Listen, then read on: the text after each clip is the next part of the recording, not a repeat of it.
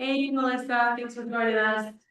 Maria just went out to grab something from the car and then we'll get started. Okay, Jesse is not going to be able to join us tonight. Would you be okay to chair remotely? yeah, I kind of like it when I have like Robert's rules in front of me and that kind of stuff, and I don't, but that's okay, I'll wing it. Okay, and on the, when I do the application review, I have the procedure on there at the beginning and at the end. And then for all the other agenda items, you can just announce them and hand them over to me if you want. Okay. And then we'll just, you can just ask for a roll call, at the beginning. Okay, got it. Sweet, we'll get started in just a second.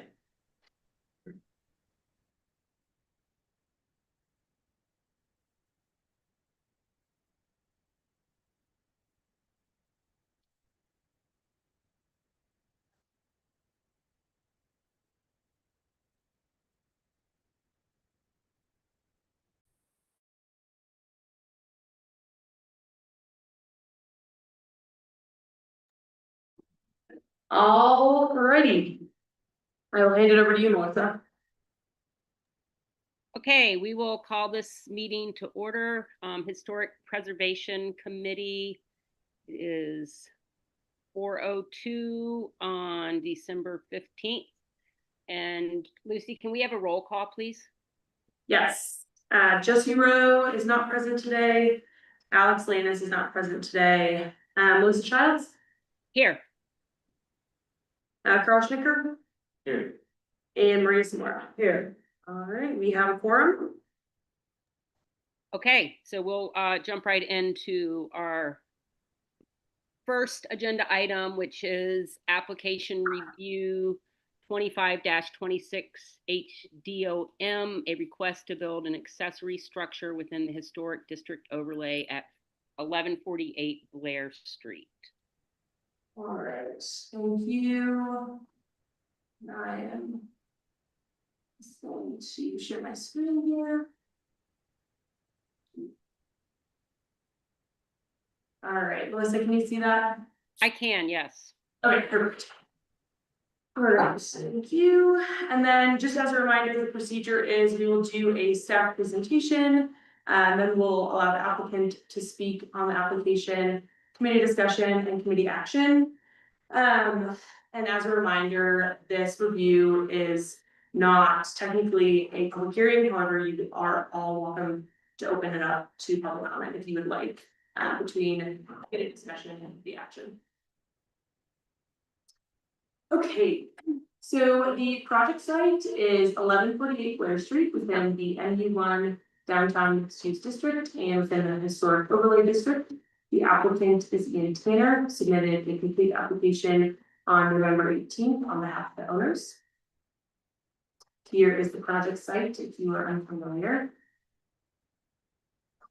And the applicant is proposing to construct an accessory greenhouse structure, which would be less than 400 square feet on the northwest corner of the 5,000 square foot lot. The structure will be accessory to and located in the rear of the existing commercial building. Due to the vacant lot on the south side of the subject property, the greenhouse will be visible from certain viewpoints on Blair Street. However, the applicant believes that the greenhouse may actually enhance the streetscape from this view, as the southern vacant lot is currently being utilized as parking. So per Silverton Municipal Code, all new structures require a historic district overlay review neighbor application. While the greenhouse does not require a foundation, it's not technically a permanent structure. It also does not qualify for a temporary use permit. So staff has ultimately decided to bring it to the Historic Preservation Committee for review. Although as we go through this application, you'll see that many of the design standards do not apply. And we can also discuss after this application how we want to address applications like this moving forward. Per the new land use code, these applications are reviewed and decided on by the Historic Preservation Committee in a public meeting that is not required to be a public hearing. So after a comprehensive review of the application, staff has found that the proposed accessory structure meets the ME1 downtown mixed use zoning district standards, the general accessory structure standards, the greenhouse standards, and the townwide design standards. The Historic Preservation Committee in this meeting will decide whether the proposed structure meets the standards for new construction in the historic district overlay as outlined in this slide and in your packet, and we will go through those standards. Before we jump into those standards, though, I do just want to make a note kind of about greenhouses as a use. So first off, greenhouses are permitted as a use by right in the ME1 zoning district, and greenhouses are functional structures using transparent materials designed to trap solar energy to support year-round plant growth. And because it's a functional structure that requires kind of those building elements, a lot of our building, our historic design standards that are for more traditional development like residential or commercial structures do not apply to this greenhouse structure. So you will see that as we go through these. This is a list of all the design standards for new construction in the historic overlay district, and you'll see that the only one that applies to this is blank windowless walls, which are prohibited. Greenhouses in nature are, they have either the plastic or the glass walls, so those that would not be considered blank. All these other sections do not apply. It's not that they're not met, it's just that they do not apply to the structure. And then additionally, structures must be compatible with the property and district's design, materials, scale, proportion, and massing. And because we are reviewing a proposed accessory structure, the size, scale, proportions, and massing really just need to be smaller than the primary structure, and in this case, it is. So here again is site plan, and then kind of the proposed elevation, what the greenhouse will look like. And just to kind of recap, greenhouse will use functional materials, specific. This structure will be accessory and appropriately sized, smaller than the primary structure. And I also want to note that this proposed use is supported by the master plan as kind of a creative industry of growing food, and I'll also let Ian kind of explain more about his proposed plan and how, but it's generally something that the Compass master plan would support. So based on that review, staff finds that the application meets all the requirements outlined in section 15840G historic district overlay review, those that apply, and staff is recommending approval of the application as presented. So the Historic Preservation Committee can either approve the application with conditions, deny the application, or table the review to a date certain. And I have included sample motions here, as well as in your packet. And then I will hand it back over to you, Melissa, to allow the applicant to speak, and then for committee discussion and then committee action. And I'm happy to put this sample motion back up on the screen when you need it. Thank you, Lucy. Mm-hmm. And so is the applicant present? Yes. Okay.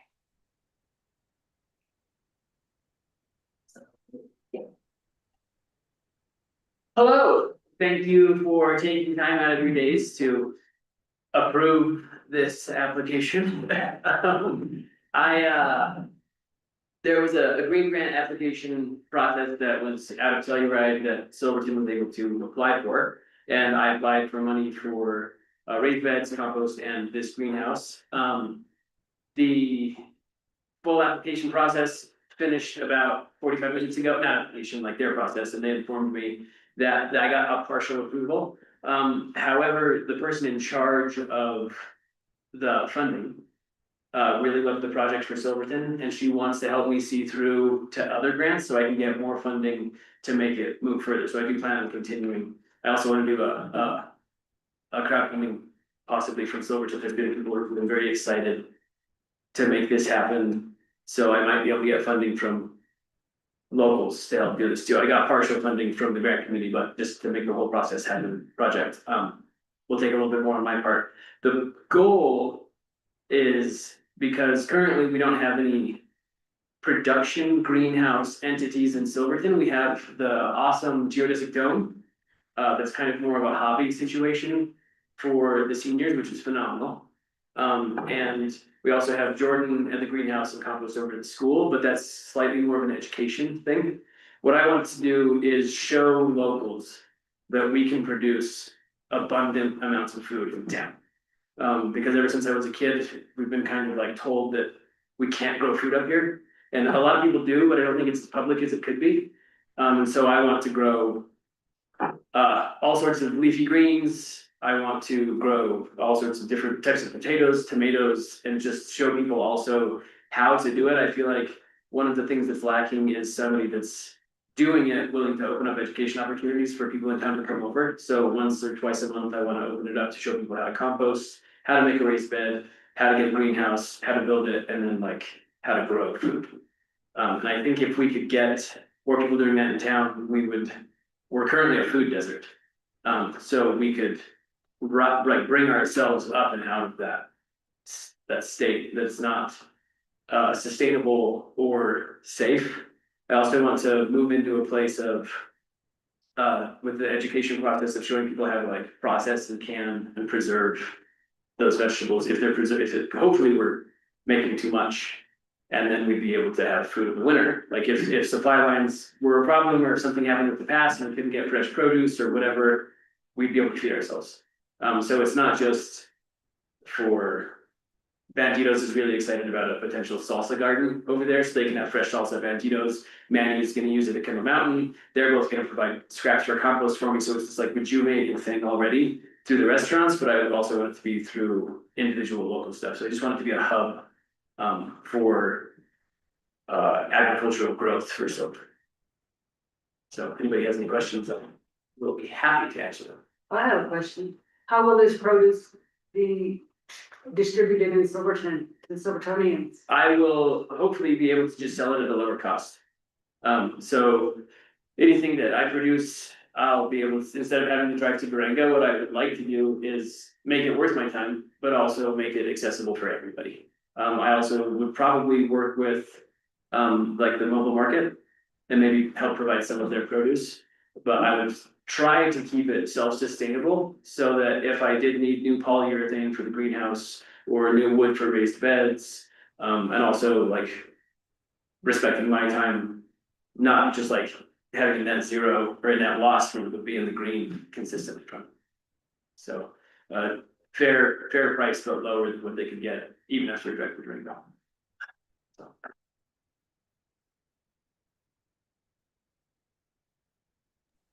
Any other questions from the committee for Ian?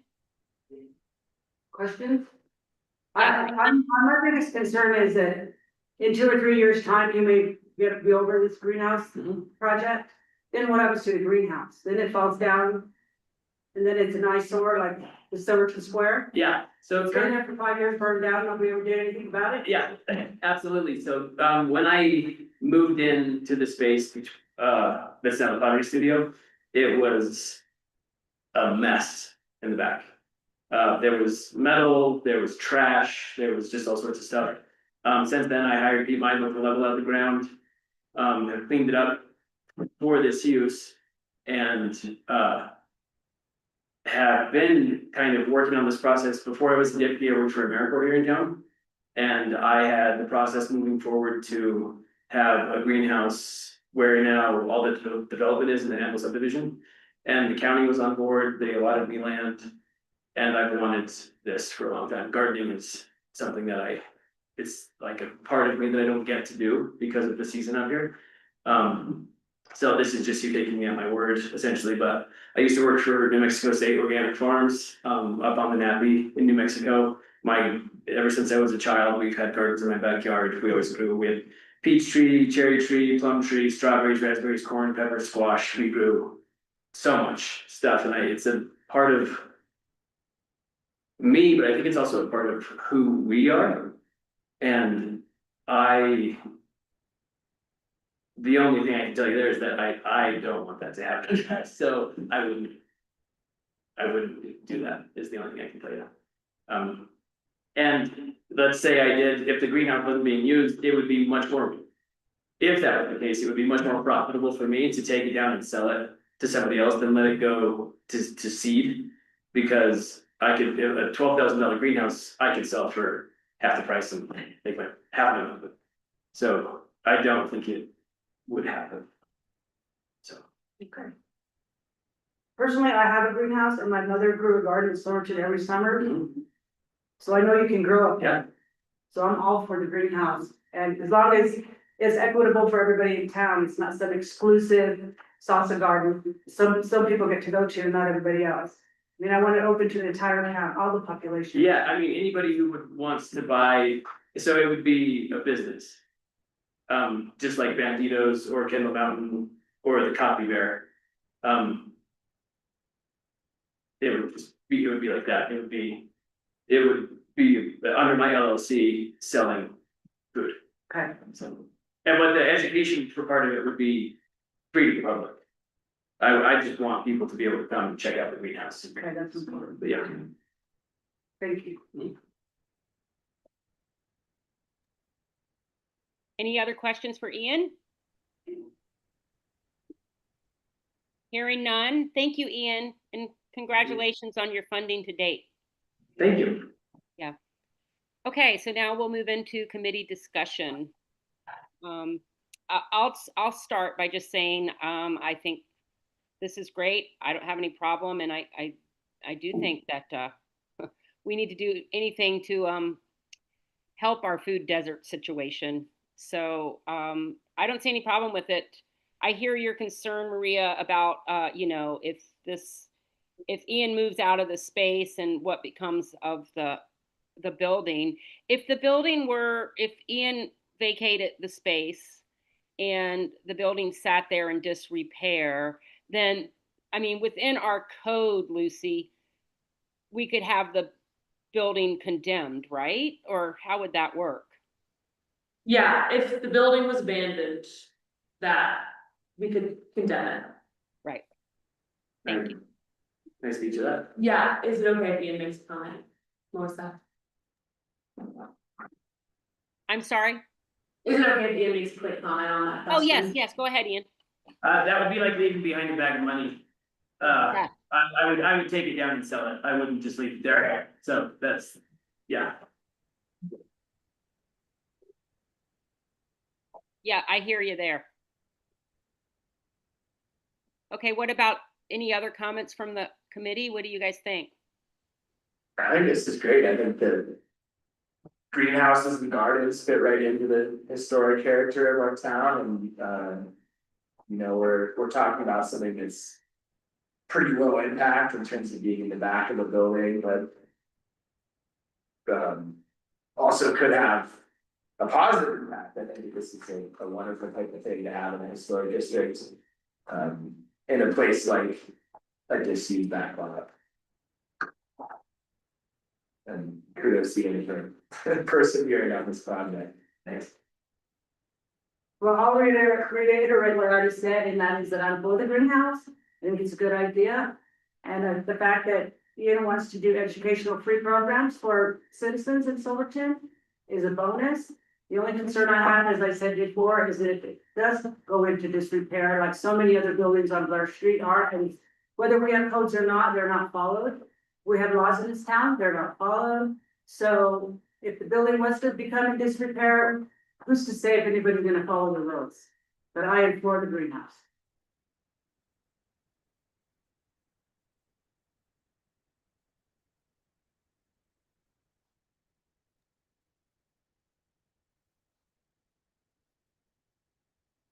Well, shall we make a motion? And the motion language is in your packets, unless you'd like me to put it up. Would you put it up, please? Put up, yeah, sure. Just need like that, issue number, right? I move to approve application 2526 HDO A request to build an accessory structure within historical district overlay at 1148 Blair Street. Second. Okay, so we have a motion and a second. Shall we do a roll call? Sure, Melissa Childs, Yes. Carl Schnicker, Yes. Reese Moore. Yes. All right, passed unanimously. Very good. Okay. Good luck, Ian. Thank you. I will follow up with the official notice of decision. Okay, thank you very much. Thank you. Thank you. Okay, so next on our agenda is committee business, and we have the CLG update. And Lucy, I am guessing that you'll give us that. Yep, yeah, just a quick update. We are still working on our CLG status.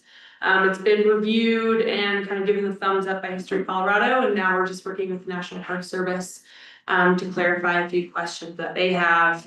So it's been kind of back and forth between me and the NPS for a bit. But I don't have a timeline of when we expect to have this status approved, but just wanted to let you guys know that we are still working on that. And so what is the timeline you think to get approved? I'm not sure what the Don't know. timeline is. It's now that, we're a bit past the government shutdown, things are moving much quicker and I'm getting much faster responses from the National Park Service. So hopefully soon. They just have a few clarifying questions to ask, but so far it hasn't been anything that would require any changes in their codes. So Okay, well, thanks for your work there. yeah, of course.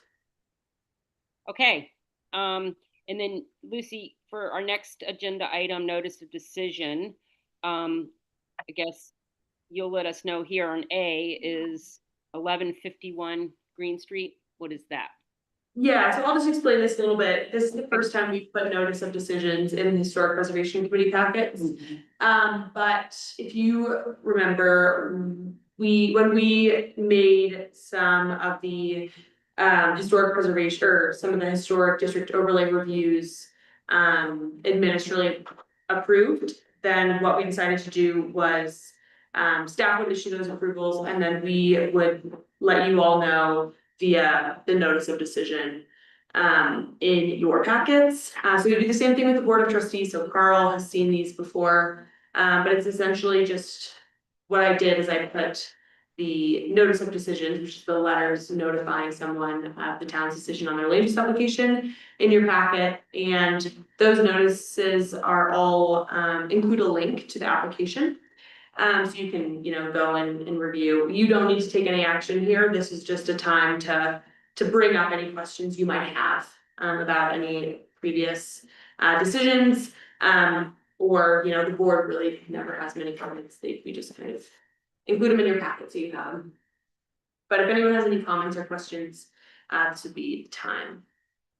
I have a question on the Alpine Tavern, right, 1151 Green Street? Yes. This did not come before us, and that's what you just said, right? Yes, so all of these notice of decisions that are in your packet, those were all applications that qualified to be reviewed administratively rather than before the Historic Preservation Committee. So was that the town board or the staff? That was a staff. Mhm.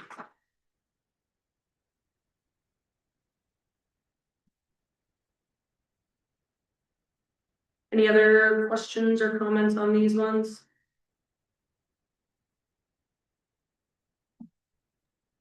No, thank Okay. you. Great.